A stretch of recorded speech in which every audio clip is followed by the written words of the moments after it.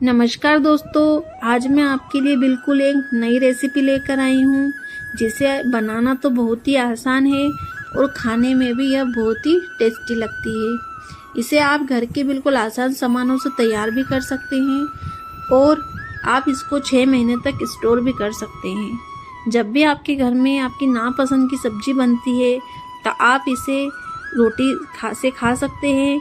यदि आप कहीं सफ़र में जा रहे हैं तो भी आप इसे अपने साथ ले जा सकते हैं। यह खाने में तो बहुत ही चटपटी लगती है और टेस्टी भी लगती है। तो इसे बनाना बहुत ही आसान है। चलिए, इसकी तारीफ़ तो बहुत ही हो गई है, अब हम इसे बनाते हैं। इसके लिए मैं यहाँ पर 2 लहसुन की गांठ ले रही हूँ। अगर आपके यहाँ छोटी लहसुन है तो आप 3 या 4 भी ले सकते हैं। इसके बाद खड़ी मिर्च जो आती है वो ले रही हूँ। वो आपको ज़्यादा नहीं लेनी है क्योंकि यह बहुत तीखी रहती है।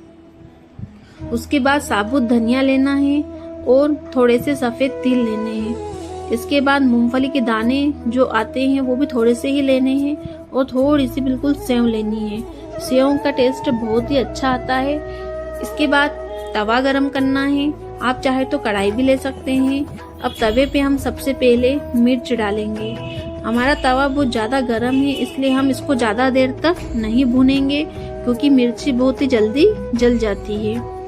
मिर्ची को सेकने से एक फ़ायदा यह है कि देख सकते हैं कि ये बिल्कुल फूल गई है और इसके अंदर की जो भी नमी थी वह चली गई है। अब उसी तवे पे हम मूंगफली के दाने थोड़ी सी देर सेक लेते हैं। मूंगफली के दाने का टेस्ट चटनी में तो बहुत ही बढ़िया आता है और इससे हमारी चटनी थोड़ी सी दरदरी भी बन जाती है। अगर हम मूंगफली के दाने डालते हैं तो चटनी में तेल डालने की ज़रूरत नहीं पड़ती है। इसके बाद इसमें तिल डालेंगे और तवा बहुत ज़्यादा गर्म है। अगर हम तिल डालेंगे तो तिल हमारे उड़ने लगते हैं। इसके लिए क्या है कि हम थोड़ी सी देर में ही तिल को सिर्फ गर्म करने के लिए रखेंगे। उसके बाद जो हमने साबुत धनिया था वो इसमें डाल देंगे। साबुत धनिया से चटनी बहुत दरदरी भी बनती है और उसका टेस्ट भी बहुत अच्छा आता है। धनिया जितना सेकेंगे उतना ही उसमें खुशबू भी अच्छी आएगी और चटनी में भी उसका टेस्ट बहुत ही अच्छा आएगा। जब तक हम सारे मसाले सेकते हैं तो आप प्लीज़ मेरे वीडियो को लाइक और सब्सक्राइब जरूर करिएगा। उसके बाद हमारे घर में जो नारियल रहता है वह यहाँ पे यूज़ कर रही हूँ। यदि आपके पास नारियल नहीं है तो आप खोपरे का बूरा भी ले सकते हैं। अब नारियल में थोड़ी सी नमी रहती है, इसलिए हम इसको तवे पे अच्छी तरह से भून लेंगे। जलाना नहीं है, बस हल्का सा ब्राउन होने तक ही इसको भूनना है। इससे भी चटनी ज़्यादा टेस्टी लगती है ना। अगर आप नारियल ले रहे हैं तो आपको इसको ज़्यादा नहीं लेना है क्योंकि हमें हमारी चटनी को स्टोर करके रखना है और नारियल की वजह से चटनी ख़राब भी हो सकती है, इसलिए आपको कम क्वांटिटी में ही लेना है। अब उसी गरम तवे पे आप लहसुन जो हमने रखी थी वह डाल दीजिए। और मैं आपको एक और बढ़िया तरीका बताती हूँ कि यदि आपके लहसुन के छिलके जल्दी निकालने हैं या उसको भूनना है तो आप इस तरह की जाली में भी आप लहसुन को जल्दी से भून सकती है। इससे क्या होगा कि आपकी लहसुन सीख भी जल्दी जाएगी और उसके जो छिलके हैं वो बस थोड़ी सी देर में ही निकल जाएंगे और हमारी लहसुन बिल्कुल बढ़िया सी चटक जाएगी। अब इसके बाद आपको मिक्सर का जार ले लेना है और उसमें सबसे पहले खड़ी मिर्ची को पीसना है। इसे हमें ज़्यादा नहीं चलाना है, सिर्फ हल्का दरदरा सा ही पीसना है। अब उसे पीसने के बाद जो भी हमने दाने धनिया और जो भी मसाले सेक के रखे थे उसको हमें पीस लेना है। लहसुन नहीं डालना है, बाकी सारे मसाले उसमें डाल देना है। अब इसे भी सिर्फ दरदरा होने से ही पीसना है। दरदरा कैसे पीसना है, किसी मिक्सर को चालू बंद करके ही पीसना है। आप देख सकते हैं कि हमारी चटनी कितनी बढ़िया दरदरी हो गई है और उसका कलर भी बहुत ही बढ़िया आ गया है। अब उसके बाद आप उसमें सेव डालकर वापस से उसको हल्का सा चला के और फिर उसको छोड़ देना है। अब जो हमने लहसुन सेक के रखी थी उसके छिलके आप देख सकते हैं कि इतने बढ़िया और आसान तरीके से निकल जाएंगे और हमें ज़्यादा मेहनत भी नहीं करनी पड़ेगी।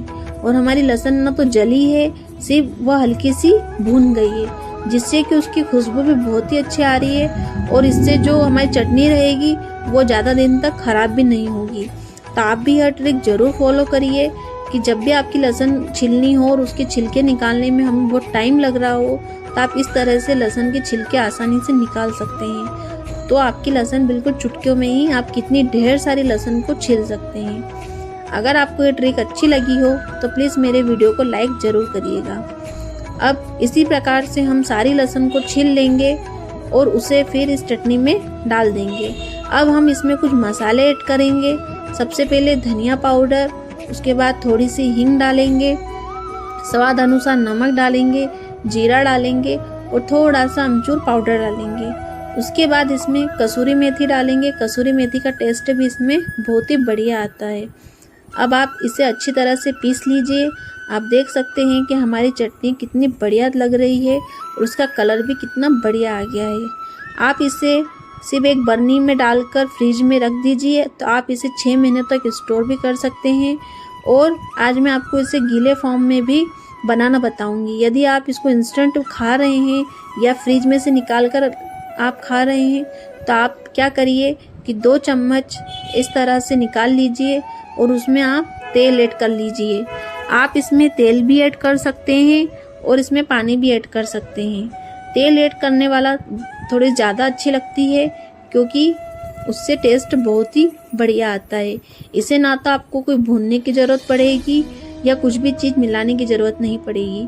बस आपको 2 चम्मच ऐसे प्लेट में निकालना है और थोड़ा सा पानी डालना है क्योंकि थोड़े पानी डालने से यह बिल्कुल गीली हो जाएगी। तो बस आप इसको जैसे हम रोटी पर घी चोपड़ते हैं उसी तरह से आपको इसे रोटी पर चोपड़ लेना है और खा लेना है, जिससे कि रोटी भी हमारी बहुत अच्छी लगेगी। और जब हमको हल्की फुल्की भूख लगती है तो हम इस तरह से इसका खा सकते हैं।